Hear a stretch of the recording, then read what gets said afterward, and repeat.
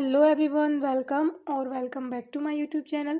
आज की इस वीडियो में हम एकदम स्टाइलिश और ट्रेंडिंग टॉप की डिज़ाइन बनाएंगे। इस टॉप को बनाने के लिए मैंने 1.5 मीटर का फैब्रिक लिया है।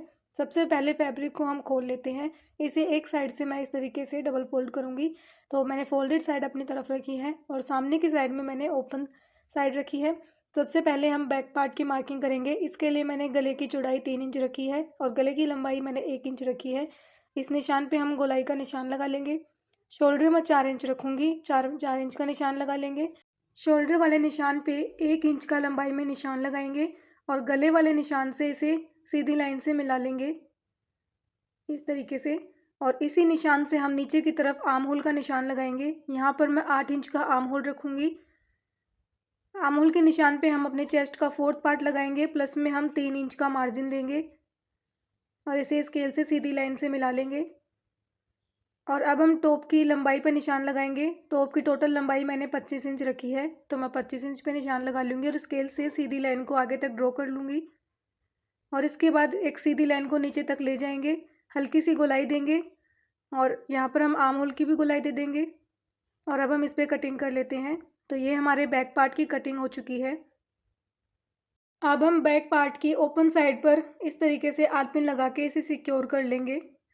और अब हम फ्रंट पार्ट की कटिंग करेंगे। इसके लिए चौड़ाई में जो फैब्रिक बचा है उसे हम ट्रायंगल शेप में इस तरीके से फोल्ड कर लेंगे और बैक पार्ट को उठाकर ट्रायंगल शेप में कुछ इस तरीके से रखेंगे।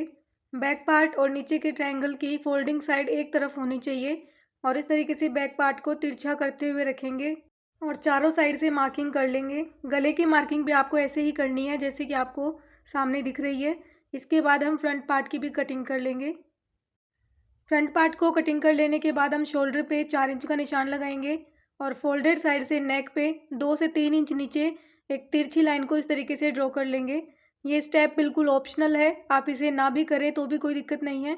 यहाँ पे मैंने थोड़ा सा गले की कटिंग कर ली है इस तरीके से और यहाँ पे हम कट लगा देंगे ताकि हमें शोल्डर का पता चल जाए।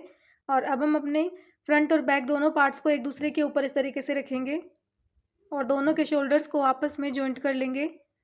इसके बाद हम दोनों साइड से फिटिंग की भी सिलाई लगा लेंगे और नीचे की साइड से हम इस तरीके से 2 बार फैब्रिक को अंदर की तरफ फोल्ड करते हुए मुड़ाई भी कर लेंगे। और मैंने 2 स्लीव्स भी ऐड कर ली हैं।